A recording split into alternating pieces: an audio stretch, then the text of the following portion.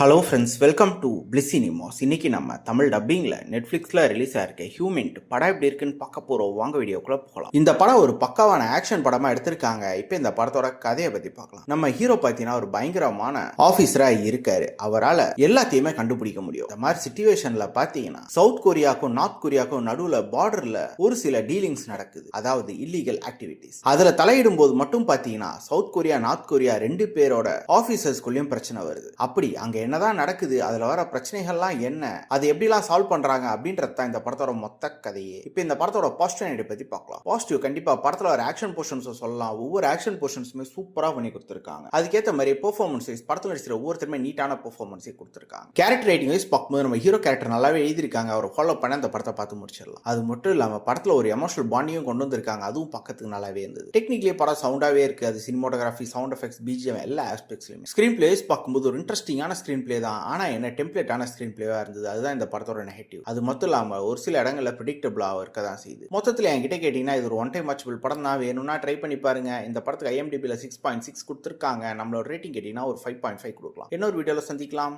Thank you.